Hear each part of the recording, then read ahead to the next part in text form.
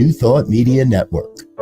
We are a global broadcast network of positive music, media, and entertainment, inspiring humanity's evolution along the journey of enlightenment and creating a world of love, peace, empowerment, and prosperity for all. New Thought Media Network. Positively inspiring.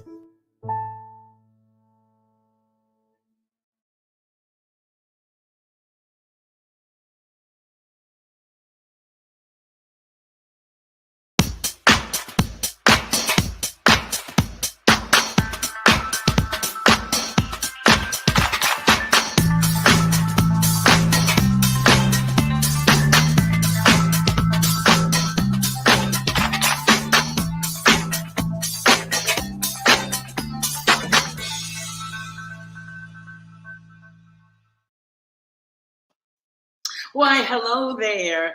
It's me, yes, Bonnie Gonzalez, your doula for grief. Welcome, welcome, welcome. And I just want to say I am a grief coach, a registered nurse, a religious science practitioner, and a licensed soul collage facilitator, and a human being right here on the planet with you. So I'm just welcoming you today. If this is your first time joining us, know that you've come to the right place to start your recovery from grief. And if you're returning, I am so honored to have you back. So thank you. And my whole mission and what we're doing together today, it's just that we're moving the needle on grief, bringing it out of the shadows and into our daily lives through conversation. And when I always say that, loss is what we experience. Grief is what we feel. Grief needs to be heard. Grief needs to be shared. And most of all, grief needs to be validated. Grief has the magical superpower to heal us, change us, transform us in a positive, life-affirming way. So why don't you join the conversation by dropping a comment or a question in the comment section. And let me just explain just a little bit more, a little bit further on loss and grief. And just that loss is defined as any expected or unexpected occurrence where you cannot go back to the way things were before. Example, of course, death. Death is the big mother of all. I bow to that. But divorce, a diagnosis, a geographical move, natural disasters, birth of a child, puberty, graduation, job promotion, all of those things can bring about loss or can be viewed as losses. And grief is defined as the collection of normal, quote, natural emotions that follows a loss. And that can include sadness and anger, but also can include numbness, confusion, guilt, anxiety, and even joy. And just knowing that whatever you're experiencing is normal for you. So with that said, I do want to take a moment before we bring on our powerful, dynamic guests. I just want to take a moment to acknowledge that today we are celebrating the birthday of Martin Luther King Jr., who needs no introduction. And just in case you want to be reminded, he was an African-American Baptist minister from the South. And he became the most influential and prominent leader of the civil rights movement through his belief in and practice of nonviolent protests while advocating for racial equity, racial equality. He received the Nobel Peace Prize in 1964, but sadly was assassinated 4 years later. And so I just want to honor everyone, honor Dr. King's work by just stating my favorite quote. And I'm sure we all know I have a dream, but this is one that just sticks with me, that I can, that's relevant to my everyday life. And this one is from Dr. King's Loving Your Enemies. And he says, returning hate for hate multiplies hate, adding a deeper darkness to a night already devoid of stars. Darkness cannot drive out darkness. Only light can do that. Hate cannot drive out hate. Only love can do that. And that's the end of that quote, just very brief, and it just touches me every time I hear that. So today, why don't you read read some of Martin Luther King's writing and find your favorite quote. Last week, which was not last year, last week my guest and I discussed the power of ritual and ceremony.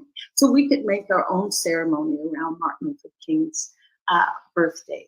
And what I've done is just, I have a candle lit and that favorite quote written down. So that's my ritual, my tribute to Dr. Martin Luther King. So thank you. Thank you. So today we're going to explore navigating living losses. That is our theme today, navigating living losses. As I read before, losses appear in so many ways, in a myriad of ways. So I have a really powerful, fantastic, super guest to bring on. And I'm just going to read her bio. And then Joe, right after the bio, could you show our video? So I'm going to read her bio, and then Joe's going to honor us with a beautiful video. So my guest, Judy Henderson. Judy Henderson is the owner and CEO of Mannequin Madness, which is the largest mannequin liquidator in the United States.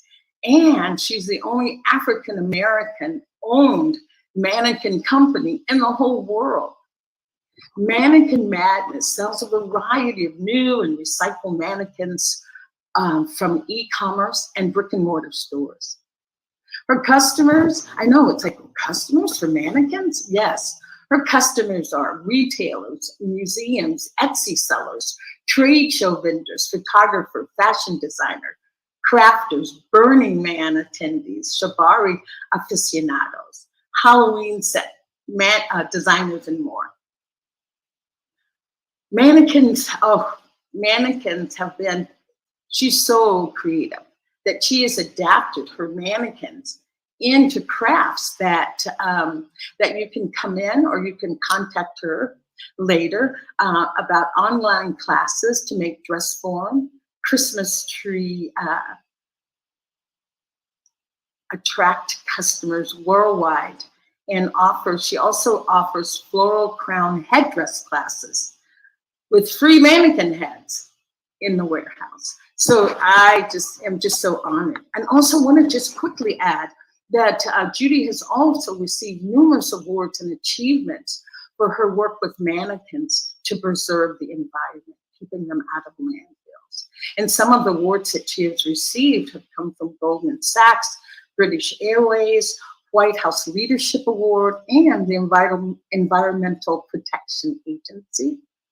And she's been written up in some highly reputable publications such as the New York Times, San Francisco Business, ABC's Localish, USC News, and the Huffington Post, to name a few.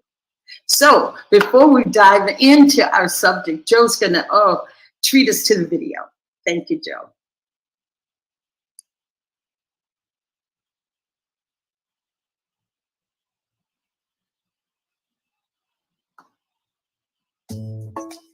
I called it Mannequin Madness because at first I thought I might be a little crazy doing this.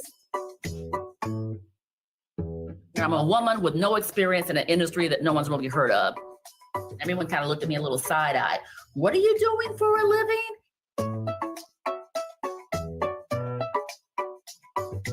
My My name is Judy. I'm the owner of Mannequin Madness in Oakland, California. We sell new mannequins, recycled mannequins, and we put together DIY projects involving the use of a mannequin. Mannequin Madness began as an accident in 2000. The time I was working at a dot-com startup, and everybody there was a serial entrepreneur. Now, at that point, no one looked like me who was an entrepreneur. I'd never thought about entrepreneurship, but I thought this could be maybe an interesting little side hustle. Realized that department stores were throwing away mannequins if they were closing or remodeling. I knew there was a need for a secondary market for these used mannequins, but the stores didn't want to deal with that. So I started with 50 mannequins that I bought from the seller on Craigslist. In a 6-month period of time, I went to 500 mannequins in my inventory. So we went from renting to selling. We started using our photo studio where people could come in to rent, to take pictures. And then when e-commerce came along, I was able to apply new technology strategies to an old school business. And that really propelled me to a whole new level of success. Mannequins are made of materials that do not biodegrade. Fiberglass, plastic, styrofoam, metal, these things do not need to be put in the landfill. But prior to us, that was kind of generally what most stores would do. So we make it easy. We make it free for them. I have a network across the country, so I can pretty much recycle mannequins in most major cities throughout the US. I say we average about 300,000 pounds of mannequins every 3 months. I had no idea it had this kind of potential, but I've always been big about how can we repurpose something and create some more value out of it. So that's really what drove me, and making money came along with that.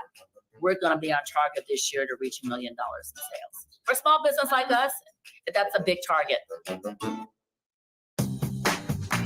It's called Mannequin Madness for a reason, because you don't know what you're going to see when you get here.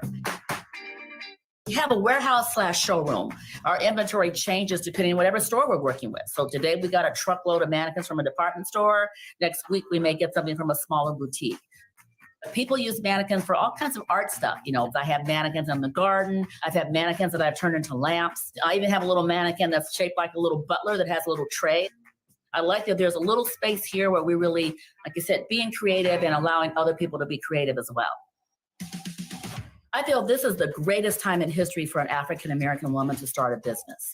There has never been so much emphasis on support, giving people visibility, even though there's a lot of challenges. In the 20 years I've been in business, this has been the best time ever. You really need to have technology for your business. At my age, I'm starting to learn how to be on TikTok. Look at my family. I've never seen a whole family of such interesting looking mannequins. Here, I'm a midlife woman. I'm in my 60s. I'm far away from the fashion capital. All these things that technically I should not be a success in doing this, and I am. And that really makes me excited.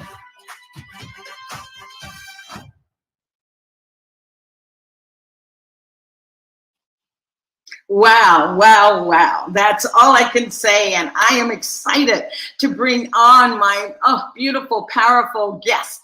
And her name is Judy Henderson. Welcome, Judy, to Your Doula for Grief. I hope Judy's still there. All righty. Well, until Judy comes back, what I was going to say, I wanted to start on a high note with that note, because Judy's story is here today. Judy's story is talking about a living loss. And unfortunately, Judy was not always so successful. And I want her to share her story of having had a business that was not successful.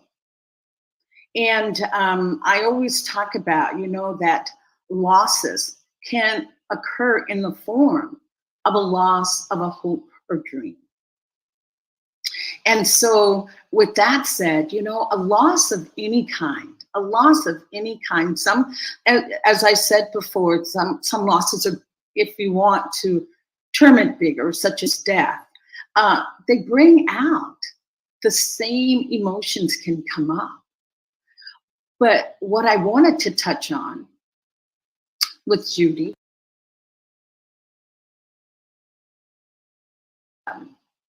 Hmm. Hopefully she's able to get back in to share with us some of the emotions that she went through. Oh, there you are. I knew you were back. Yes.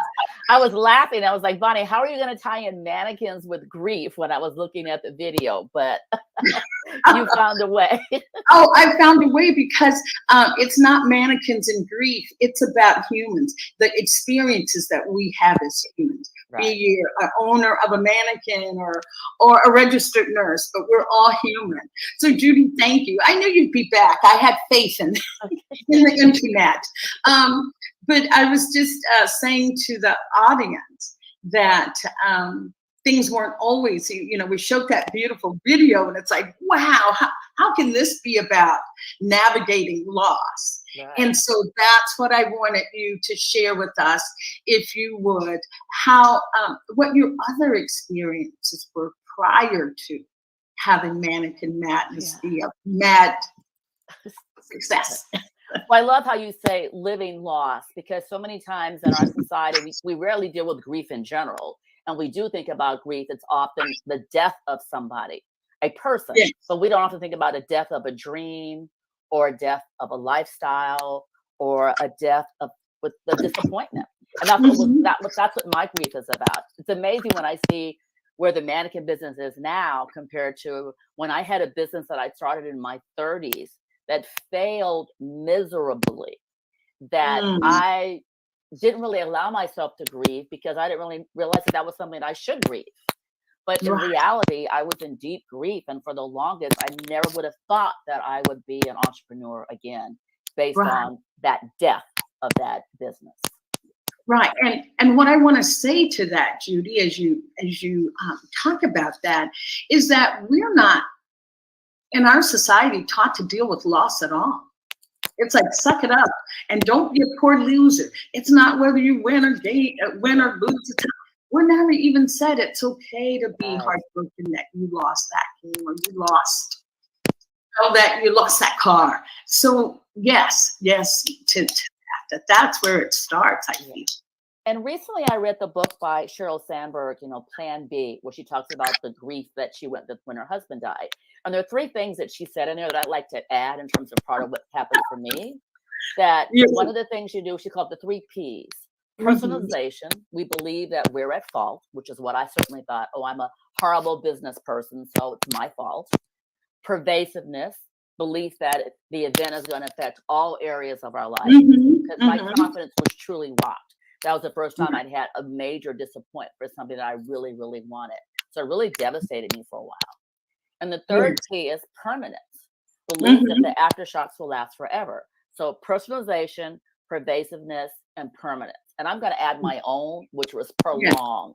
I prolonged my suffering just because I did not adequately give myself the opportunity to grieve. Once I started taking some measures to heal, everything changed. Not just regarding getting back into business again, but other aspects of my life as well were impacted. But the most visible being that I got the courage to go back and be an entrepreneur again. Right. And Judy, was there initially when you had that loss of the business, was there any sense of grieving that came to mind? Or was it later on, somewhere down the line, that you realized, wow? Much later. My feelings before were just more about shame, embarrassment, certain some sadness around it. But as you said, I really just kind of like licked my wounds in private and just thought, okay, I'm going to stay away from that over there. That being entrepreneurship causes pain, causes suffering. I'm just going to completely, and I went back to corporate America where I was equally miserable, but at least I had a steady paycheck.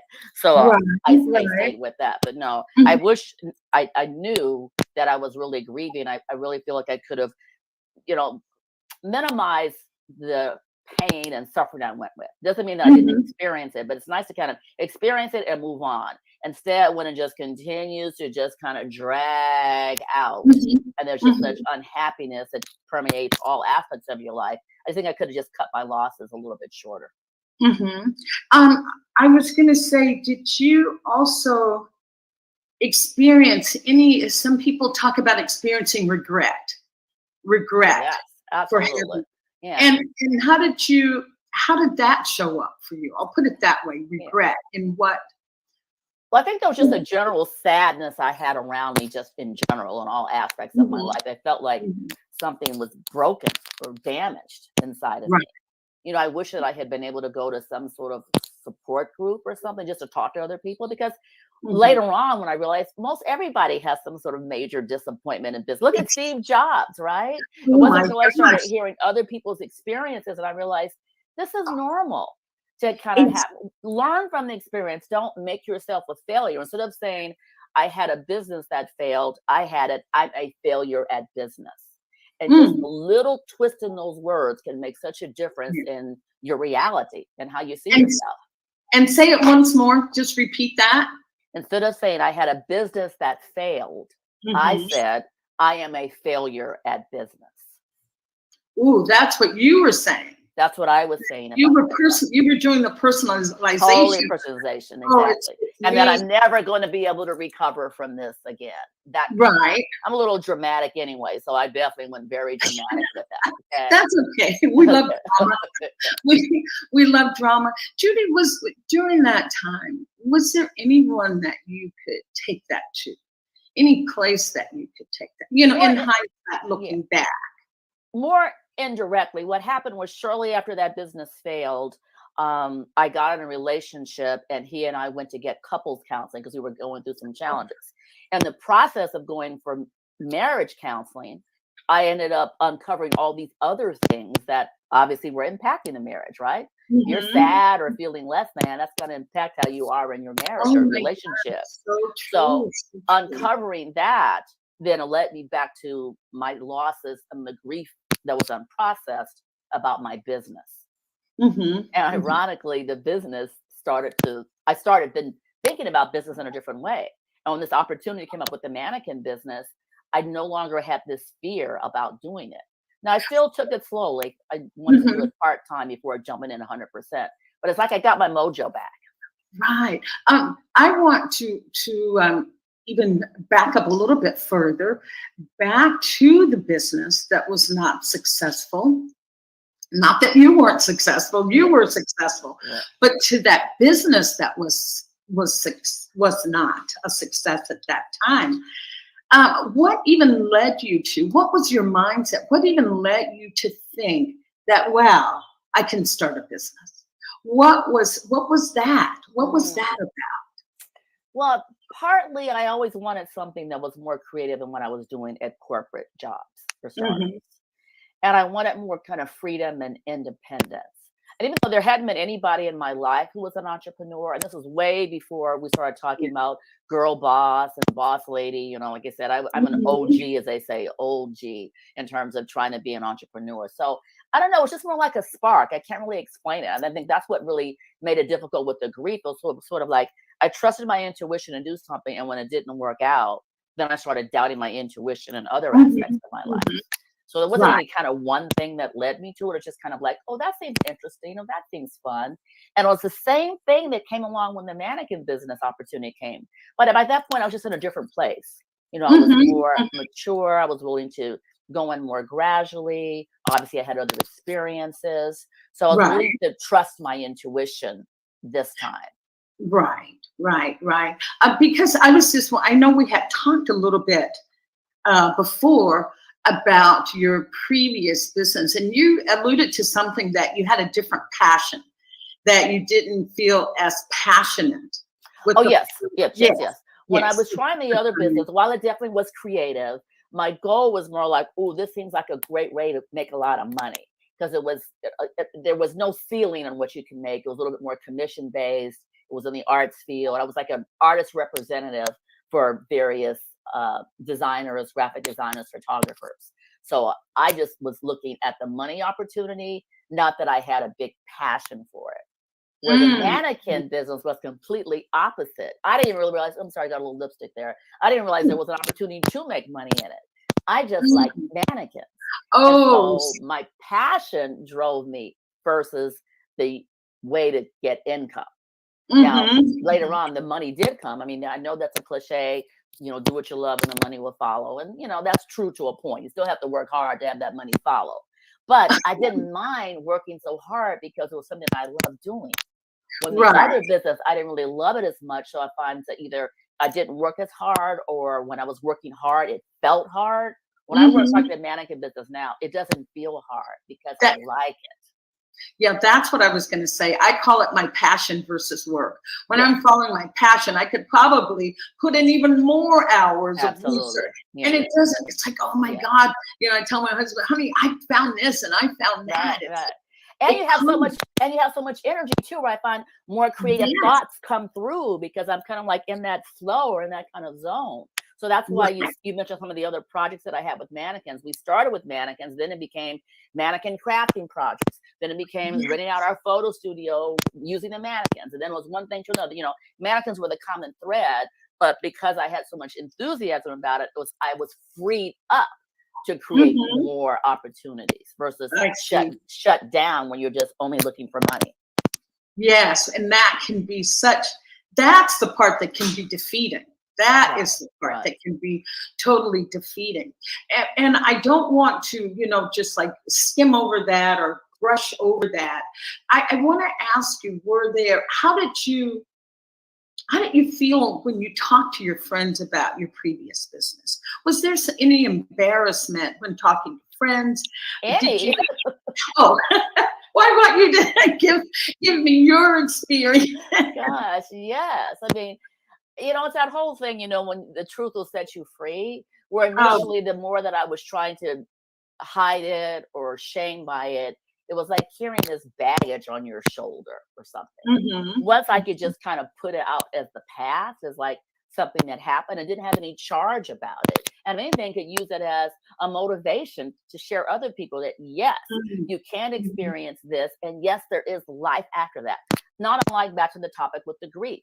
Yes, we can experience loss, and yes, there still is life after loss. That Or loss does not have to define you all the time. mhm. It's a Mhm. moment in time.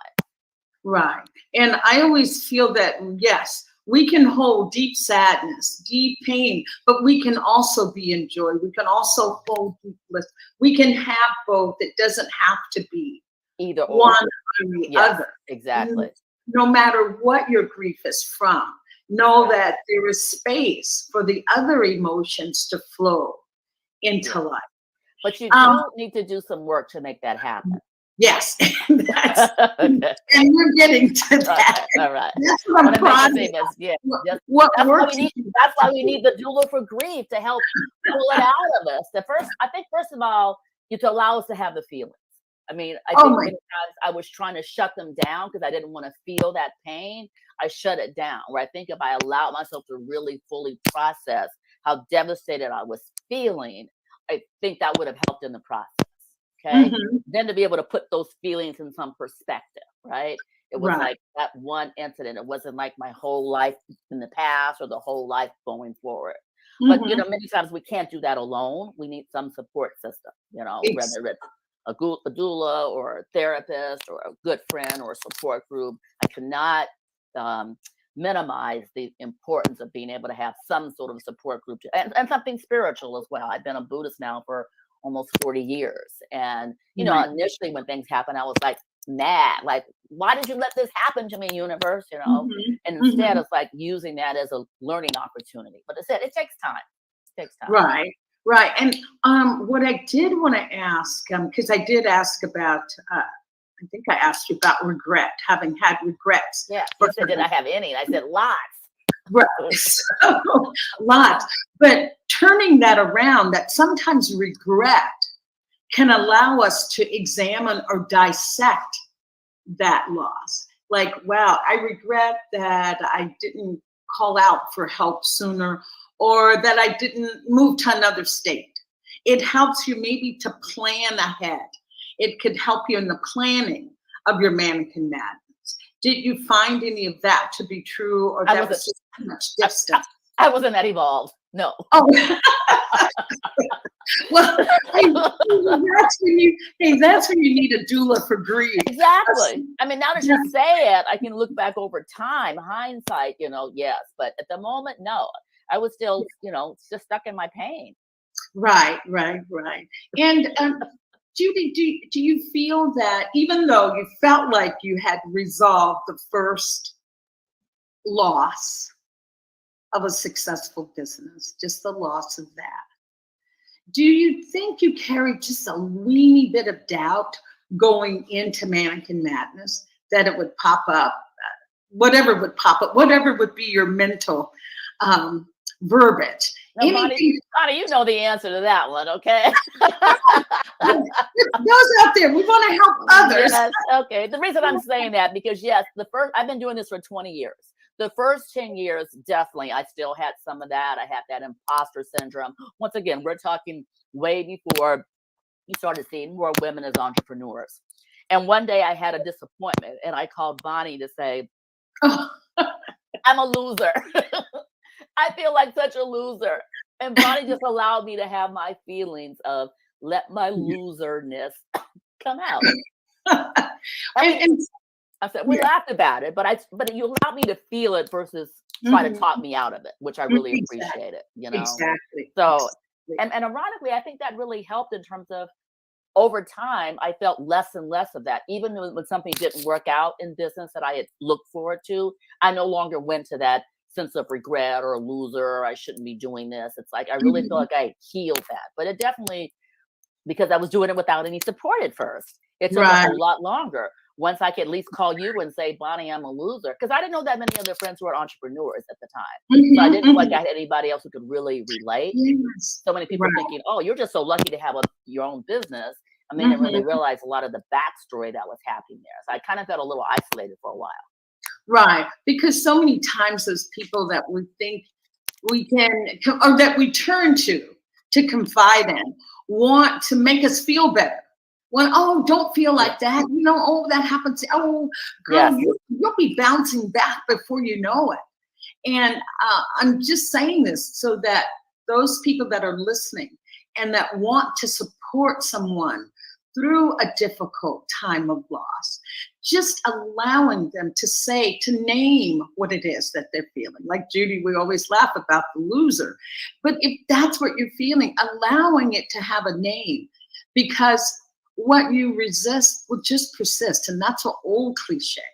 I think we're just now starting to have that kind of vocabulary in our society now, where people are realizing, I think they call it a term, toxic positivity or something like that. That's been up for the last few years. And that is so true, because you're right. Most of the time when someone's feeling sad, we don't want them to feel sad. And I'm the biggest person who always wants to be the pep talk, you can do it, get back up there. And I've learned through my own experience and working with you that sometimes people just need to have their feelings. Now, granted, if it's a prolonged period of time, if I'm calling you every week saying I'm a loser, then we may need to step in and do something different, okay?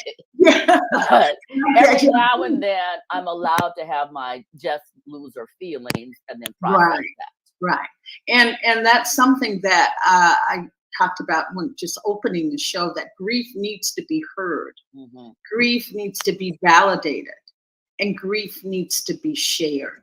Yeah, I think sometimes many of us are confused with grief and depression. And because, there's this fear of, I don't want to be depressed, or am I going to have to get on medication because I'm depressed, which is different than just allowing yourself the whole range of emotions in life.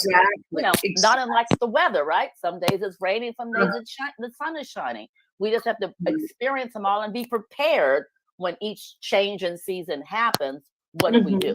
If I'm feeling like a loser, then that's the time to do something different than when I'm feeling on top of the world. Right.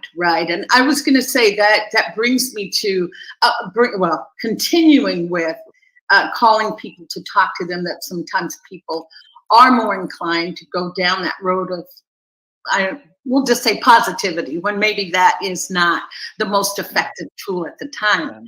And I've been saying that you do need those four. Maybe this is a time to talk about 4 types of friends that you need to have when you're moving. I've also learned just to be a better friend, that when people, I have some of my friends that say, because I have a couple of friends who are going through some losses, death losses. And I said, how would you like for me to be? Do you want to just be heard? Do you want a pep talk? Do you want just some encouragement? Because I know my immediate default is I want to make them feel better. And to me, feeling better is to get you away from this emotion. And I realized that that's not always what's better. So until I can kind of intuitively tell what they need, I've asked them to kind of let me know ahead of time so I can listen and support from that standpoint. Yeah, great start. I think Thich Nhat Hanh says it so well when he says, when you sit with someone, you just say, I am here for you. I am here for you. And also just never, even if someone doesn't know what to say to you, Judy, or even if you find yourself not knowing what to say, never underestimate the value of your presence. Just your presence, just being there is already a step up. It's already has put that person in a different place, has shifted them. I'm laughing, Bonnie, because you're one of those kind of people that people do want to call just to sit in your presence, or just to have a hug, whether it's an emotional hug or a physical hug. I'm not really naturally one of those kind of people. We have to kind of go with who we are. Wait a minute. We all have our gifts and no comparison. Okay? Because if I'm really feeling, like, oh gosh, Judy is the one I should call. There was something, I'm just going to make everybody, I'll make us laugh. I had done something that I knew was, against my better judgment. How's that? It was your living loss. Your living loss. Taking a job that I really was not, as Judy said, about your passion being there. It was like an end to a means. And then I had this, devastating health issue. And I just thought, oh my gosh, if I call Judy, I know she will validate exactly what I'm feeling, that I should not have done this. And not in a bad way, not like beating me up or lashing, but just affirming it. Yes, that was a time that I did not listen to my intuition. And I love that, knowing that I had someone to go to. Right. Versus my sister and my niece were saying, oh, you're just not used to working every day. Yeah. And you're right. We do need to have in our arsenal certain people that we can talk to. I mean, sometimes you do need a professional with professional training, and someone who doesn't have any emotional attachment to you. And I think the pandemic has made us more and more realize the importance of having mental health, and it's not a bad thing or something to be ashamed about. Particularly in the African-American community, we're not necessarily prone to go out and get outside help. And I think now people are realizing that, just like you need a physical workout, you need a mental workout with a professional. And then granted, sometimes a group support can be great too. Because sometimes it can be more economical to do it with the group, as well as listening to other people's experiences adds more perspective to yours. That's what I found. I realized, oh wow, my stuff's not that bad, listening to this particular person. Or hearing that person say things, I'm like, wow, I'm saying that too. And I can see how off it sounds. And there's times you just need just a pal where you can come up and say, I feel like a loser today. Yes.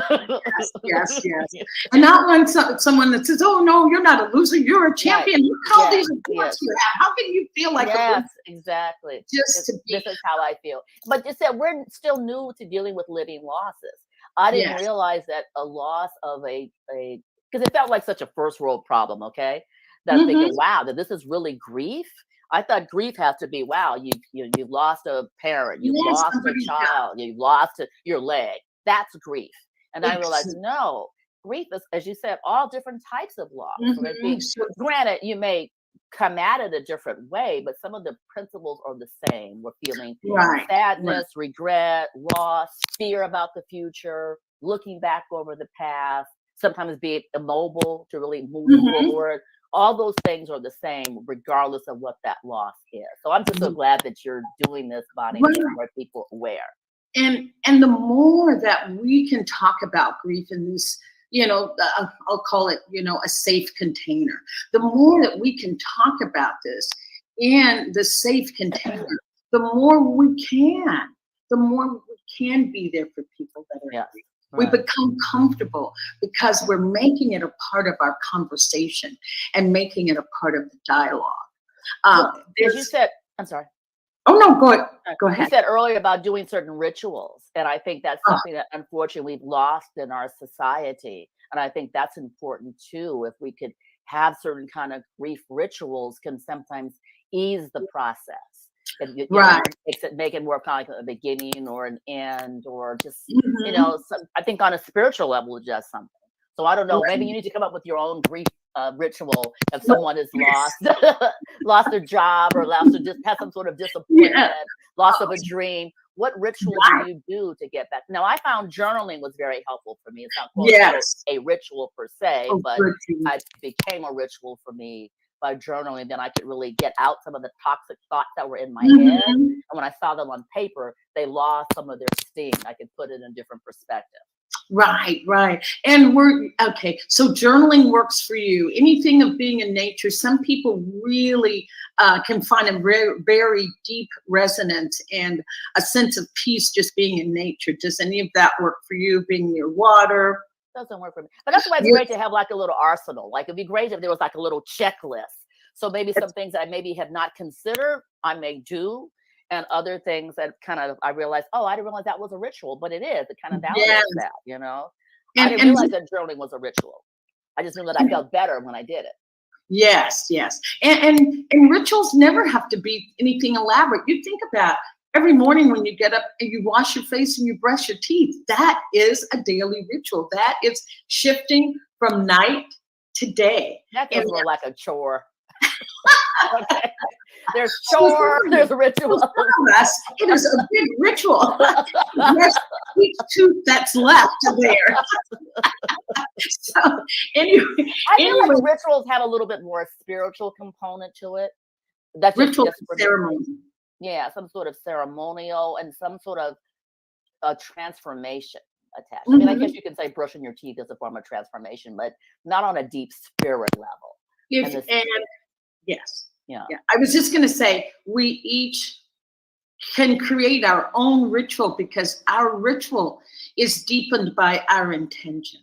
You know yeah, what? but sometimes we don't know how. I just want to say that you're the queen of rituals, Bonnie. Yes. You Well, know, I last just want to week say, we went into ritual. Please watch last week's show on yeah, yeah. the healing power of ritual for grief. Yeah, for those of us who don't really understand the importance of ritual, or we think rituals are somehow scary, or Mhm. in our society, so many rituals have become commercialized too. I mean, things that Oh, we used to do in the past to kind of celebrate the change in seasons. Many times they're mhm. more like, some sort of a holiday or a barbecue or something. Yeah. Nothing Well, really related to touching your spirit and acknowledging right. a change Yeah. that's happening. Yeah, well, that's how a lot of the natural in rhythm with the earth cycles got hijacked was by religion. And now, Yeah. Now it's commercially commerce. Yes, exactly. is being out with that. And it's up, oh, here's what I want to say to that. It is up to each one of us to ritualize whatever it is that we feel passionate about, whatever we feel that we want to bring a sense of sacred, regardless to what society is doing. Not feeling, because so many times I hear, oh, we're doing this and we're doing that, and it's like when we say, I feel when we say that we forget we're a part of it.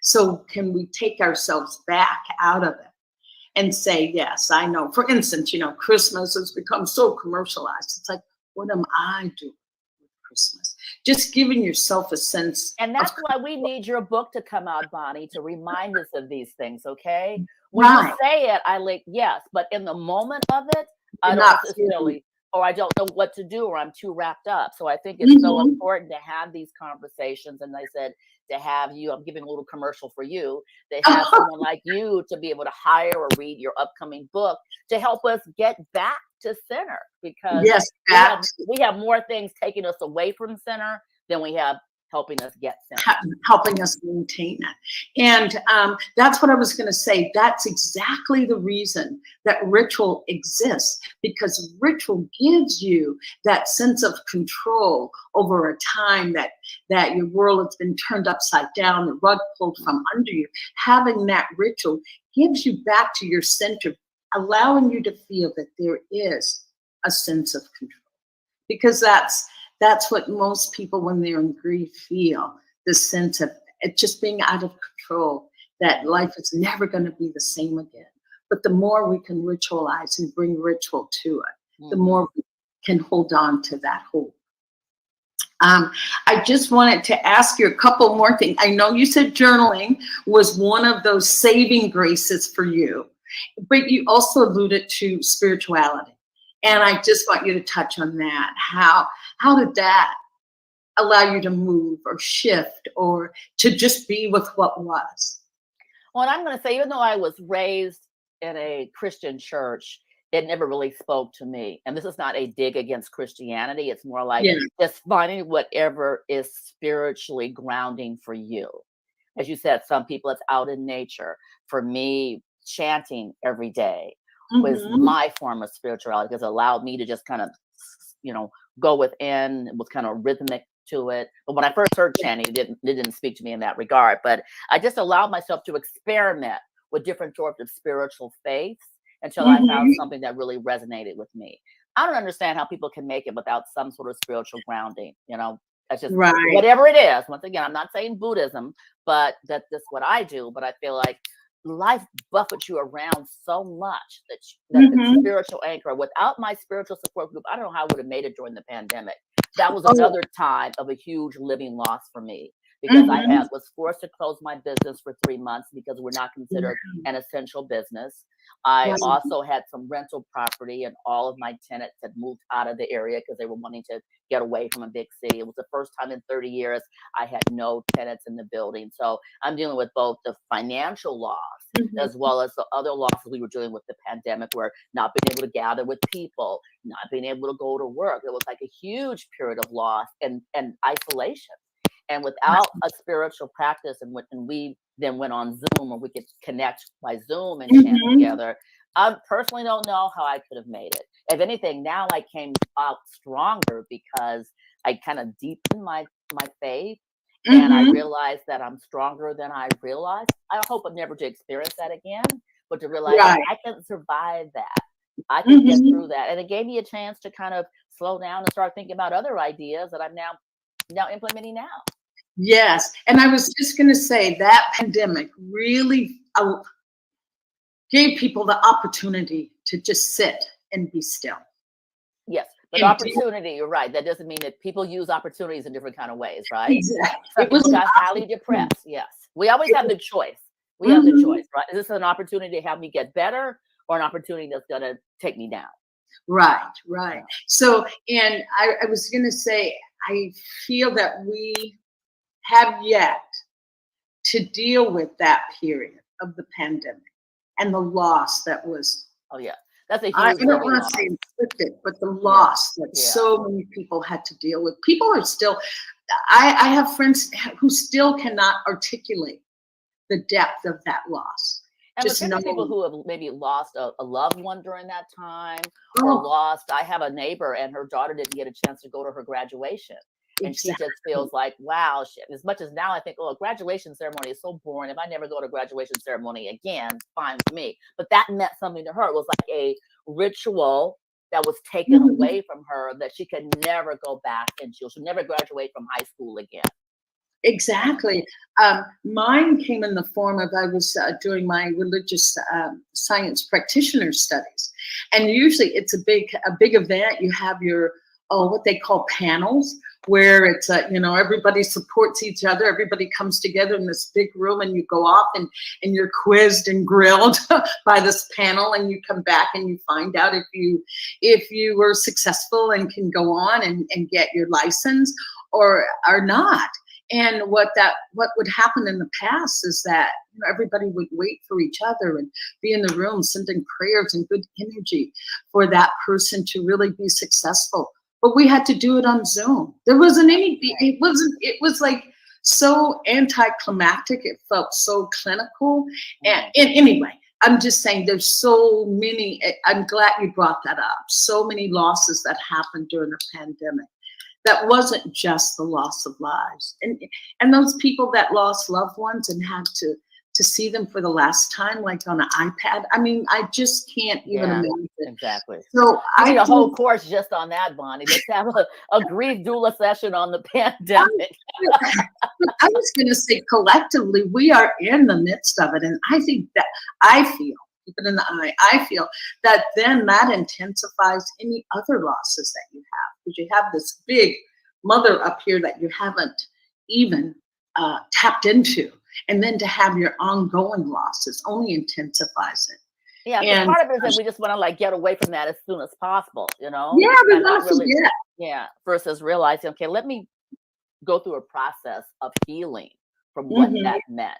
And then I can feel even better versus trying to ignore it makes you think you're feeling better, but it's just stuffing the feeling down inside. Yeah.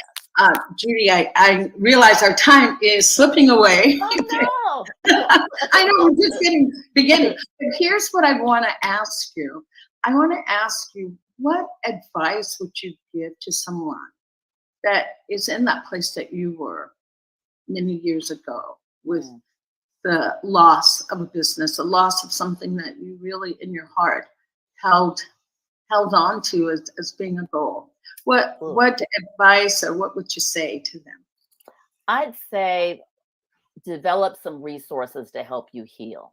And what I mean by that, there's books that you can read, there's counseling that you can get, there's getting support from loved ones. But most importantly, it's just allowing yourself to have the feeling and then determine what's going to be the best choice to help you heal. Maybe you just need to be in private and journal for a while. But I guess the main thing is just don't beat yourself up. I flogged myself for the longest time about it. And I think there's just one thing. It's like, don't beat yourself out. It's no different than if all of a sudden you broke a leg. You would find different ways to get some support. You might see the doctor. You may go get your x-rays done. You go see a physical therapist. All of these components help with the healing. I think the same thing with some sort of grief. There's maybe not just one component, but many things to do to help you get to the other side. Grief is just as much of a wound as a physical cut. Yeah. As a physical wound. Yeah. And to see it as that, I think sometimes when it's an emotional thing, at least for me, I always think emotional things, I can just use my mind to get over it. Just sludge on through versus realizing, no, I maybe need some tools here to help me get to that. Right. Sometimes it's existing tools that I already had. I need to deepen. Other times it's try some new tools. Maybe I should go out in nature a little bit more. Bonnie, did you mention that? Well, not in the rain, not right now. Maybe swimming through nature. Since we're here in California, it's pretty wet. Yeah. I think that's beautiful, Judy, especially when you talk about reaching out. And of course, hiring your doula for grief. I'm sorry, Bonnie. I've learned so much about grief through you. Bonnie, I've known you for over 30 years. Let me just say a little bit for Bonnie. And I'm just really seeing how I didn't even know what a grief doula was. Just like you didn't know the mannequin recycling thing existed, right? And I realized, like, where have you been all in my life? It's like, wow. All of a sudden I realized, wow, I'm so glad we're having a conversation about grief. Because normally grief is like a word that we want to just avoid, right? Oh, yeah. People still do. Not want to. People do avoid. Okay. All right. I was going to add before, I just see that we have Christopher White. Are you familiar with Christopher White? He's from Detroit. So hello, Christopher, and thank you for joining the conversation. And Detroit. Hey, Chris. Yeah. And is that your buddy? Oh, well, he's our buddy now. Okay. He's a buddy. And what I wanted to offer, Judy, when you were talking about what to do and talking about it and being easy on yourself, I have this recipe for friends that we should cultivate. If you have 4 friends wrapped in one, that's great. But if not, these are the 4 friends, and this is from Tim Sumberland's book, The Grief Journey. And he says the 4 friends that we need when we're going through a period of loss. And the first friend is someone who has suffered the exact same loss that you have. Okay. Be it loss of a business, be it, a divorce. Somebody that knows, not that can say, oh, I can understand, but they can say, yeah. I've been there. I know what you're talking about. Right.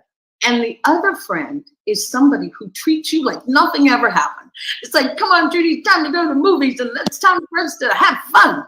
You need that. And then you have the third friend. And the third friend is someone who listens, who doesn't say anything, whose lips are sealed to give comments or criticism. They are there to listen. And the fourth friend is a truth teller. The one that says, oh, Judy, I notice you've been eating, a couple gallons of ice cream every week. That doesn't, I see those containers in your, or I notice you've been drinking too much, or I notice that you have been hibernating. So you need a truth teller. So you need all four. You really do. And after that, if you still need help, reach out for professional help. I have another friend who's also a coach, a life coach. And he says, I'll hold the light while you do the digging. And that's what, that's beautiful. Well, Bonnie, I can say when I was going through my divorce, you were that friend who had all of those. Oh, okay. You hadn't suffered a business loss, so you couldn't be on that perspective. But I've suffered the loss of marriage. Yes. I could definitely attest to that. Oh my gosh, Judy, this time it's gone by so fast. Joe, can you put up Judy's website again? I mean, her website. I want you to go. She offers some beautiful classes on headdresses. If you want to feel like a goddess or feel like a king, get those guys out there too. Yeah. We want everyone to come out. And so check out Judy's website. She's the most beautiful video for her headdress. But I was going to just add it in case someone else has a living loss related to a business and wants to talk to me about it, they can reach me through the website. Oh, wonderful, Judy. You've just been all that I proclaimed you would be. Magnificent, stellar, powerful. You're not too biased, are you? I just can't believe that the time goes by so fast. Yeah. And I just want people out there that are listening to know that if you're going through any type of loss, you do not have to do this alone. You do not have to do this alone. And know that you have, I'm sure if you look around, you have people that care about you. Mm-hmm. And if you're on the other side, that you have a friend who you know is suffering, please reach out to them. Please reach out. And as I said, if you don't know what to say, you can just say, I don't know what to say, but I pray for you. Gotcha. And that's you as well. Gotcha. So, thank you, Judy. Oh my gosh. We'll have you back. We'll have you back on other topics. Thanks for just bringing this conversation out there, Bonnie. And when you first asked me to do it, I was so far away from my business failure, I forgot that it was a living loss. So just talking about it now is just great to put things in perspective, hopefully encourage other people. And as a reminder, when some future loss comes my way, what steps I need to take. Right. And knowing that because you've had that, you've gone through your process, you've done your work, as they say, that another would not be as devastating because you have gotten your tools. Gotcha. Your tools in order. So thank you so much, Judy. I can't wait to have you back. Can't wait to have you back. I just want to do a little promotion for New Thought Media Network. Please reach out and make a donation to New Thought Media Network. And NTC, is that it, Joe? For donate. The donate button is right below.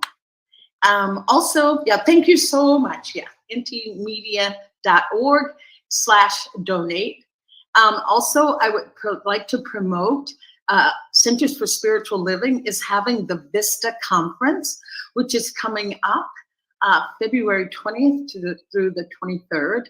And I will be one of the workshop presenters doing what I do best.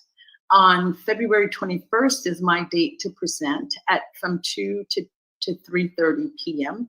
And I will be presenting the healing and transformative powers of grief. So I look forward to seeing you there. So check it out. So wonderful. So this is your doula for grief, Bonnie Gonzalez. I am available for grief coaching. Please reach out. Please just don't do this alone. So thank you, thank you, thank you. And I'll see you next week. Ciao.